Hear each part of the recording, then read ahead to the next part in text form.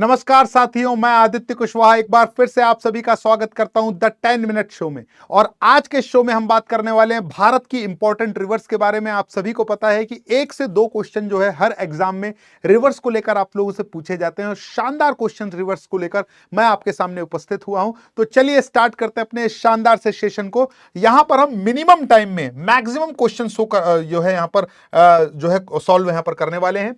GK GS bye Aditya sir SSC वाला। जिन भी बच्चों ने अभी तक इस ग्रुप को ज्वाइन नहीं किया है, फटाफट जल्दी से सारे के सारे बच्चे इस ग्रुप को ज्वाइन कर लीजिए, क्योंकि मैं अपने सारे के सारे ओआईटी सेशंस की लिंक, अपने क्लास की लिंक और साथ ही साथ जो पीडीएफ है जो कि आप लोगों के लिए बहुत इंपॉर्टेंट होते हैं स्टडी मटेरियल, मैं सारे के सारे बच्चों को यहीं पर प्रोवाइड करता हूं प्यारे बच्चे। तो चलिए स्टार्ट करते हैं अपने इस पहले सेशन को। और पहला क्वेश्चन आपके सामने, तिब्बत में बहने वाली नदी सांगपो इनमें से किससे होकर भारत में प्रवेश करती है? तो आप सभी को पता है जो सांगपो रिवर है वो उसका नाम भारत में ब्रह्मपुत्र रिवर है।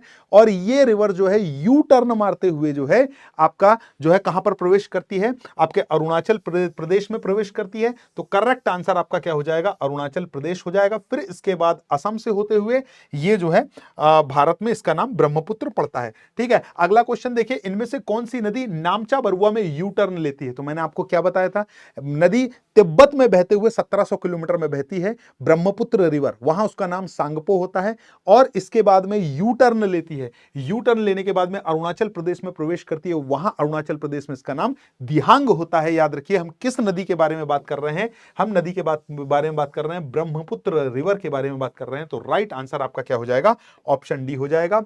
तिब्बत में मानसरोवर झील के पास से किस नदी का उद्गम तो होता है? तो बताइए, तिब्बत में मानसरोवर के पास से किस नदी का उद्गम होता है? यहां पर सिंधु, सतलुज, ब्रह्मपुत्र, इनमें से सभी, तो सभी नदियों का होता है। आप याद रखिएगा। आप देखो, कैलाश मानसरोवर के पास, कैलाश के पास में 2 झीलें हैं, एक मानसरोवर और एक राकसताल।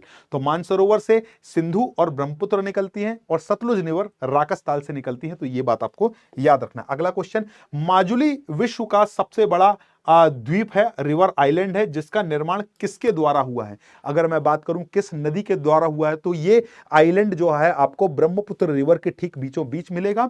ये दुनिया का सबसे बड़ा रिवर के द्वारा बनाया गया रिवर आइलैंड है, आप याद रखना। तो ब्रह्मपुत्र रिवर जो है आपका एकदम करेक्ट है, यहां पर आंसर हो जाएगा। ये रिवर 2900 किलोमीटर बहती है। ठीक है, निम्नलिखित में से कौन सी नदी दक्षिण से उत्तर की ओर बहती है? इनमें से तो ऐसी रिवर बताने जो कि साउथ से नॉर्थ की ओर बहती है। तो विंध्याचल पर्वत की पहाड़ियों से निकलने वाली, रायसेन जिले, एमपी के रायसेन जिले के कुमरा गांव से निकलने वाली जो आपकी बेतवा रिवर है, याद रखिएगा। तो बेतवा रिवर जो है नॉर्थ में जाते हुए यमुना रिवर में जाकर मर्ज हो जाती है, यानी ये नदी साउथ से नॉर्थ की तरफ फ्लो करती है। दोस्तों, ये बात याद रखना है।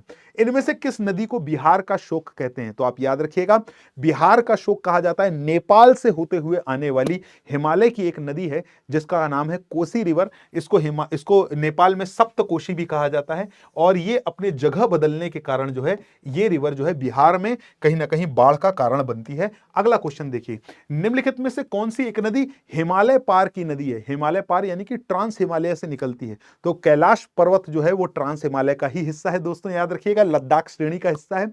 और हिमालय, लद्दाख के पास से यानी कि कैलाश पर्वत के पास से जो नदी आती है वो ट्रांस हिमालय से आने वाली रिवर है, हिमालय पार से आने वाली रिवर है। और वो रिवर है आपकी सतलुज रिवर। दोनों दोस्तों आप याद रखिएगा, ये जो है कैलाश मानसरोवर के पास में एक छोटी सी लेक है जिसका नाम है राकसताल, वहां से ये रिवर निकलती है। अगला क्वेश्चन, इनमें से कौन सी ऐसी नदी है जिसको बंगाल का शोक कहा जाता है, सौर ऑफ बंगाल के नाम से जाना जाता है? तो याद रखिएगा, दामोदर रिवर जो है, जो कि हुगली की ट्रिब्यूटरी है, याद रखिएगा, इसे बंगाल के शोक के नाम से जाना जाता है। इस रिवर के पास आपको बहुत सारा कोयला क्षेत्र आपको मिलेगा। याद रखिएगा, भारत के फेमस कोयला क्षेत्र आपको दामोदर के पास मिलते हैं। वे 2 प्रमुख नदियां कौन सी है जो अमरकंटक के पठार से निकलती हैं लेकिन अलग अलग डायरेक्शन में बहती हैं? तो आप याद रखना, एक रिवर सोन है जो कि नॉर्थ ईस्ट डायरेक्शन की तरफ बहती है, और एक रिवर आपकी नर्मदा है जो कि वेस्ट डायरेक्शन की तरफ बहती है, अलग अलग डायरेक्शन पे। तो नर्मदा और सोन दोनों अमरकंटक से निकलकर अलग अलग डायरेक्शन पे फ्लो करती हैं। ये बात आप लोगों को याद रखना है। तो ऑप्शन सी आपका नर्मदा हो जाएगा। इनमें से कौन सी भूमि बंधित नदी है? मतलब ऐसी रिवर जिसका ओरिजिन तो होता है ना, अरावली पर्वत से, और जाकर ये किसी जमीन में मर्ज होती है, ना तो किसी नदी में मर्ज होती है, ना तो समुद्र में मर्ज होती है, ये जमीन पे ही डिसअपियर हो जाती है। और वो नदी है कौन सी? लूनी रिवर, जो कि 495 किलोमीटर बहकर ये कच्छ के रण में डिसअपियर हो जाती है। लूनी रिवर, इसको रेगिस्तान की गंगा भी कहते हैं। विश्व का सबसे बड़ा डेल्टा निर्मित होता है, विश्व का वृहत्तम डेल्टा निर्मित होता है। आपको पता है कि दुनिया का सबसे बड़ा डेल्टा गंगा और ब्रह्मपुत्र रिवर दोनों नदियां आपस में मिलकर बनाती हैं। इसको सुंदरवन का डेल्टा कहा जाता है दोस्तों। ये बात आप यहां याद रखना, यहां पर रॉयल बंगाल टाइगर देखने को मिलता है। बिहार में बहने वाली नदियों में किसका उद्गम जो है अमरकंटक में होता है? तो आप याद रखना सोन रिवर जो है वो नॉर्थ ईस्ट डायरेक्शन की तरफ आगे बढ़ती है मध्य प्रदेश के अमरकंटक से और बिहार में एंटर करती है और बिहार में जाकर ये नदी जो है सोन नदी आपको मिल जाती है गंगा रिवर में पटना के पास में। तो याद रखिएगा सोन आपका करेक्ट आंसर हो जाएगा। अगला, कौन सी नदी भ्रंश द्रोणी से होकर बहती है यानी कि रिफ्ट वैली से होकर गुजरती है? तो बेटा नर्मदा हो गया, ताप्ती हो गया, दामोदर हो गया। भारत में ये नदियां रिफ्ट वैली में बहने वाली नदियों का एग्जाम्पल है। दी गई नदियों के हिसाब से आपका नर्मदा रिवर जो है यहां पर आंसर आपका करेक्ट आंसर होगा। तो नर्मदा रिवर आपका सबसे बेस्ट आंसर। अगला क्वेश्चन, इनमें नदियों निम्न नदियों में से कौन सी नदी जबलपुर के निकट जो है धुआंधार जलप्रपात बनाती है? मध्य प्रदेश के खूबसूरत से शहर जबलपुर में भेड़ाघाट वाटरफॉल बनाती है। खूबसूरती का कारण यह है कि ये नॉर्मल पत्थर पे नहीं बल्कि संगमरमर के पत्थर से ये नदी गिरती है, बहुत जबरदस्त फॉल बनाती है। याद रखिएगा नर्मदा रिवर की बात चल रही है दोस्तों। इस जो है फॉल का नाम है भेड़ाघाट धुआंधार जलप्रपात। अगला क्वेश्चन देखिए, कौन सी नदी यमुना नदी में नहीं मिलती है? तो यमुना की सहायक नदियां की अगर मैं बात करूं तो भैया आप देखो बेतवा है, आपका केन है और चंबल है। सोन रिवर जो है सीधा जाके पटना के पास में गंगा में मिलती है। तो ये यमुना की नहीं बल्कि गंगा की ट्रिब्यूटरी है, ये बात आप याद रखिएगा। इसके बाद देखते हैं इनमें से किस नदी के ऊपरी मार्ग में मीठा पानी परंतु निचले भाग में खारा पानी होता है? तो मैंने आपको बताया, आप याद रखिएगा कि जब लूनी रिवर अरावली से निकलती है तो उसमें पानी मीठा रहता है, लेकिन जैसे ही ये कच्छ के रण में एंटर करती है तो ये पानी नमकीन हो जाता है, खारा हो जाता है पानी। तो लूनी 495 किलोमीटर बहती है और कच्छ के रण में ही जाकर डिसअपियर हो जाती है। तो ये बात आप लोग याद रखना, इसको रेगिस्तान की गंगा कहते हैं, है ना। आईबी एग्जाम में का 2025 की अगर मैं बात करूं तो 8700 प्लस वैकेंसी है ना। आईबी सिक्योरिटी असिस्टेंट की बात की जाए तो 4900 वैकेंसी के ऊपर है ना। और आपका अगर ACIO की अगर मैं बात करूं तो उसमें 3717 वैकेंसी है। तो तैयारी अपनी जबरदस्त चालू करिए दोस्तों, है ना। तापी नदी निम्नलिखित में से किस राज्य में प्रवाहित नहीं होती है? तो आप याद रखना ताप्ती रिवर मध्य प्रदेश से निकलकर महाराष्ट्र और फिर गुजरात में एंटर करती है। राजस्थान में ताप्ती नदी फ्लो नहीं करती। 724 किलोमीटर इसकी लंबाई है, सूर्यपुत्री के नाम से इसको जाना जाता है। भारत की नदियों में कौन सी कर्क रेखा को 2 बार काटती है? तो आप याद रखना माही रिवर काफी ज्यादा फेमस है जो कि ट्रॉपिक ऑफ कैंसर को 23.5 को 2 बार काटती है, याद रखिएगा।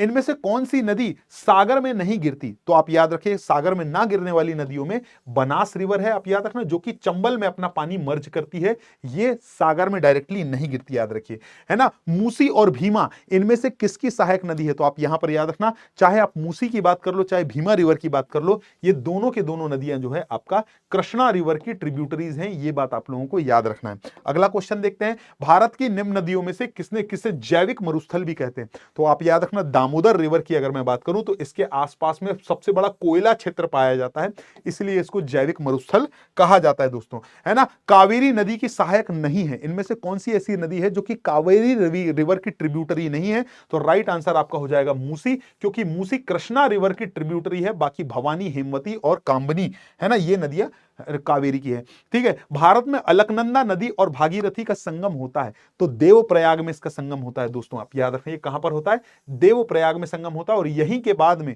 नदी संगम के बाद में गंगा के नाम से जानी जाती है, ये बात आप याद रखिएगा, है ना। नर्मदा नदी के संबंध में सभी सही हैं सिवाय एक के, तो सारे के सारे स्टेटमेंट नर्मदा रिवर को लेकर सभी सही हैं, आप पढ़ सकते हैं, लेकिन एक जो है ऑप्शन यहां पर गलत है, आप देख सकते हैं ऑप्शन बी, क्योंकि इस नदी के नर्मदा रिवर के किनारे महाकालेश्वर मंदिर नहीं है, ये जो है क्षिप्रा नदी के किनारे है, ये बात दोस्तों याद रखिएगा। इनमें से कौन सी नदी कच्छ के रण में जाकर समाहित होती है? तो मैंने अभी आपको बताया था लूनी रिवर 495 किलोमीटर बहती है, इसको रेगिस्तान की गंगा कहते हैं, और ये नदी जाकर कच्छ के रण में डिसअपियर हो जाती है। भारत की गंडक नामक नदी को नेपाल में किस नाम से जाना जाता है? तो याद रखना गंडक रिवर जो कि गंगा की ट्रिब्यूटरी है, इसको नेपाल में नारायणी के नाम से जाना जाता है। इसके बाद सिंधु नदी की इनमें से कौन सी ट्रिब्यूटरी भाखड़ा नागल डैम परियोजना बनाती है, किसके ऊपर बनी हुई है? सतलुज रिवर, याद रखिएगा दोस्तों, सतलुज रिवर के ऊपर भाखड़ा नागल परियोजना जो है आपको दिखाई देगी। त्र्यंबकेश्वर की अगर बात करूं, इनमें से त्र्यंबकेश्वर के पास से कौन सी रिवर का ओरिजिन होता है, तो ये गोदावरी रिवर का ओरिजिन होता है। 1465 किलोमीटर बहती है और बंगाल की खाड़ी में जाकर गिरने से पहले डेल्टा भी बनाती है दोस्तों, याद रखिएगा। कौन सी नदी का उद्गम राजस्थान में है, तो किस नदी का उद्गम राजस्थान में होता है इनमें से, तो बनास रिवर, आप याद रखना, अरावली के पर्वतों से निकलती है और चंबल में जाकर यह नदी मर्ज हो जाती है राजस्थान में, है ना। अगला देखते हैं, इनमें से कौन सी नदी सिंधु नदी की सहायक है, इंडस की ट्रिब्यूटरी है, तो जास्कर रिवर की अगर मैं बात करूंगा, ये डायरेक्टली जाकर जो है इंडस रिवर में मर्ज होती है। बाकी सोन गंगा की है, यमुना गंगा की है, चंबल भी यमुना की है, याद रखिएगा। ठीक है, आगे देखते हैं, ये आप देखेंगे तो इस तरह के शानदार से क्वेश्चंस आप लोगों को रिवर्स में से पूछे जा सकते हैं। ये लेक्चर आपके लिए मील का पत्थर साबित हो सकता है दोस्तों। और अगर मैं बात करूं अपने लेक्चर की, तो आप याद रखिएगा, मेरा 1 बजे से 2 बजे तक डेली आपका रेलवे वाला चैनल पर मेरा लेक्चर होता है, और 2 बजे से 3 बजे मैं एसएससी वाला पर अपने लेक्चर को लेकर आता हूं, और शानदार क्वेश्चंस जो कि एग्जाम में, अपकमिंग एग्जाम में आप लोगों के लिए शानदार मील का पत्थर साबित हो सकते हैं, ऐसे क्वेश्चंस मैं आप लोगों के लिए करवाता हूं। तो मेरे साथ अपनी तैयारी को शानदार तरीके से सुनिश्चित करिए। बहुत बहुत धन्यवाद, आपका दिन शुभ हो।